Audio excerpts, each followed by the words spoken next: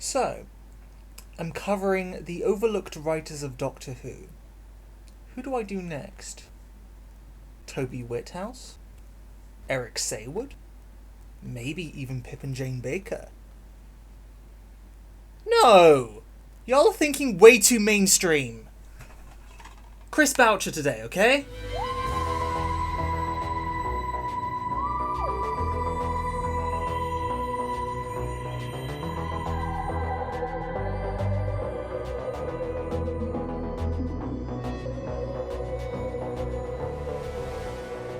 Chris Boucher wrote 3 scripts for the classic run of Doctor Who, all 3 being created for Tom Baker's time as the 4th Doctor. The first, The Face of Evil, was the 4th story of season 14 and aired back-to-back with the penultimate of the run, Boucher's second story, The Robots of Death. Both of these airing in 1977 and both being among the final few entries of Philip Hinchcliffe's tenure as producer. Boucher's third and final story, Image of the Fendahl, also aired in 1977, but this time as the third instalment of both season 15 as well as Graham Williams' time as Hinchcliffe's successor. Boucher also went on to write 4 novels for the BBC Past Doctor Adventures series, as well as inspiring and having creative influence in the Caldor City spin-off. But I have no personal experience with any of those, so I will be solely focusing on his TV work for this analysis. Although, if you do want to find out more about Caldor City, Crinoid Roots here on YouTube has done his own analysis of it, so check him out. If I can be honest, I think Chris Boucher deserves way more recognition for his contributions to the Doctor Who franchise, because he's provided us with some pretty intelligently constructed content that I feel like a lot of fandom overlooks. The Face of Evil isn't the first story where the plot relies on a previous off-screen visit to its setting by the Doctor, but the way it utilises this previous unseen adventure is not only unique, but also a great moment of humbling characterisation for the 4th Doctor. You see, 4 is famous for being endlessly witty, unapologetic, arrogant, and immensely hubristic. And so many people consider that to be the most depth his incarnation ever has. I'm certainly not denying that those traits are indeed extremely prominent in his personality. But The Face of Evil is a case where it turned out he royally messed up, and it had severely negative repercussions on the society he left behind, and we see how grimly he takes this. That scene where the Doctor confronts Zoanon and is overcome by its insanity which he was directly responsible for, is quite a powerfully low moment for this otherwise brash and larger-than-life incarnation. Of course, it's not all doom and gloom. This adventure still predominantly consists of fun comedy 4th Doctor antics, but it's still a neat layer to this story, as well as a decent humbling experience for this incarnation. The Robots of Death and Image of the Fendahl, meanwhile, both have pretty vivid and memorable supporting casts and character interactions. The former is structured like a murder mystery, which I know may seem ironic coming from a story literally entitled The Robots of Death, but like, come on. The mystery is clearly about who is controlling the robots. Like, I can't believe I have to explain this in 2021. But the suspicion and misdirection is surprisingly well done if you ask me. From Borg jokingly putting the corpse marker on Cass's hand and making himself seem guilty when Cass turns up dead, to Zilda finding out that Yuvanov had previously gotten her brother killed, with him suspiciously vanishing soon after this revelation for a significant portion of the story. And yet it turns out to be neither of them, but the misdirection still feels earned. Their group rapport is also weirdly endearing in general. Like, they're all so snide and cocky towards each other, but it's just that right level where I can still believe they tolerate each other strictly for business. Like, despite the ridiculous costume design, I could still believe that this is a genuine work environment, and that's fun. Boucher does pretty good character work here. Image of the Fendahl also spends a lot of time with its supporting characters, I dare say more time than it does with the Doctor, with the obsessive scientific gravitas of Dr. Fendelman, the sympathetic possession plight of Thea Ransom, and the superstitious yet snarky witchy shenanigans of Martha Tyler and her grandson Jack eating up a lot of the runtime. They're all compelling enough characters who I do enjoy watching, but I don't think they're quite strong enough to carry the story in the way that it's structured. You see, Image of the Fendahl is a very, very slow burn, where the Doctor arguably doesn't even get involved in the plot itself until about the halfway point, meaning the entire first half is essentially setting the stage. That's a lot of time for these characters to carry, and as I said, while they are endearing enough, I admit I do kind of want to give the story a little kick so it can get on and involve the Doctor a bit faster. So, time for a quick intermission. What is general fandom's consensus on Chris Boucher's 3 stories, as well as my own personal views on them?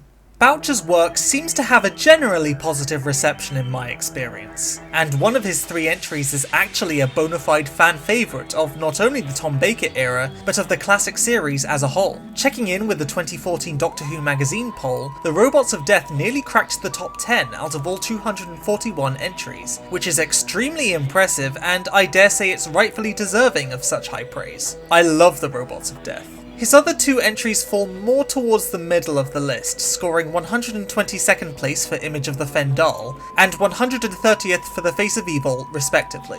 While I do enjoy it, Image of the Fendahl is stylistically very incoherent, and that's both a flaw and a feature, because on one hand that does help to emphasise the Lovecraftian horror tone it's going for, but on the other hand, I honestly still don't really understand what it was going on about.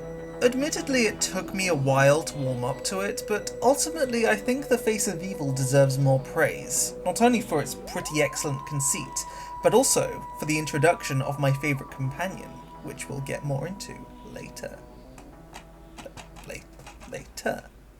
First, let's start off with Boucher's antagonist work, because the man certainly packed some punch when it came to crafting some effective villains. Starting off with the Fendahl, I dig them. There's certainly an aura of cosmic horror surrounding them. What with the fact that they're largely unseen, they can paralyze people, drain them of all life energy, and the fact that their backstory involves them manipulating the course of human history, and the Time Lords themselves breaking their law of non-intervention to trap the Fendahl planet in a time loop because they were deemed too dangerous. All quite mysterious sounding. I like them. Although it does amuse me that, as a Gestalt entity, there's these 12 intimidating grotesque giant slug things, and yet they all worship some ballet dancer in robes and gold face paint. But she's still fairly intimidating herself anyway, so it's all cool. Definitely a threat worthy of blowing up an entire priory over. Xoanon, meanwhile, may not be Doctor Who's crowning example of an evil supercomputer, but it's certainly still an intimidating creature in terms of its insanity, and the way it crafted societies around itself in a eugenics experiment is rather unique and fascinating. Its ability to mind control people at will does come across as a bit too convenient, I have to say, but that's my only real critique. Finally, the Vok robots are iconic and among the most sinister servants gone bad in the entire show, with everything about them, from their Art Deco inspired appearance, to their unnervingly calm voices, to their method of dispatch being strangulation, being wonderfully disturbing. I almost start to feel robophobia myself. Taron Capel, mastermind behind the rogue robots, is admittedly a bit ridiculous, especially in that makeup. So this is definitely a case where the henchmen impress more than the head honcho. But that's not a major issue, as the robots are indeed the main attraction here. Oh, side note, while he's not a villain, D84 is adorable and he should have been a companion. Oh, speaking of which. So, Chris Boucher is also responsible for the character of Leela, a warrior from one of the societies Xoanon moulded around itself. You see, Xoanon's insanity threw the humans around it into generations of technological and societal regression and superstition, ending up with them basically as Stone Age savages worshipping it as a god. Leela, however, sees through this and recognises Xoanon for what it is, peering through the religious auras it has adorned itself with and seeing how it's manipulating her tribe and causing them harm. Once her and the Doctor get to the bottom of the situation, she sticks with him to learn more about the universe. I love her. She's a fantastic case for how, no matter what kind of environment you grow up in and how it molds your identity, that environment does not dictate your intelligence, and you can still be as genuinely smart as anyone else. That said, your background is also not necessarily a hindrance either, as the skills you learn from it, in her case her warrior skill set and hunting instincts, can still benefit you in other predicaments. It's a really empowering message for a character, and in execution it works really well. Leela is certain of herself and stays true to her identity, but wants to learn and experience and understand how the world really works, and that's admirable. Hell, she even helps to keep the Fourth Doctor grounded, as she often suggests solutions to problems that the Doctor outright misses, or she's the character with the most fitting abilities to help solve a conflict. Aside from Horror of Fang Rock, which, well, it's Terrance Dicks, he's a master of character writing, I think Leela is at her best in Boucher's scripts, which is only natural since she's his creation. Thank you, Mr. Boucher, for creating my favourite companion. So yeah, in conclusion, I think Chris Boucher writes some exquisite stories, scripts some great characters, and keeps the mind active with genuinely interesting ideas and scenarios. With that said, why isn't he as celebrated or acclaimed as, say, Robert Holmes? I don't know. Seriously, he's got some pretty great ideas, his character work is top notch, he gave us arguably the best companion, and his 3 stories are pretty unique, and one of them is celebrated as a fan favourite. Seriously, give him more love. Why are you sleeping on him? I mean, admittedly, Image of the Fendahl isn't the best, but the other 2 are top notch. Come on, give him more love. Y'all are crazy.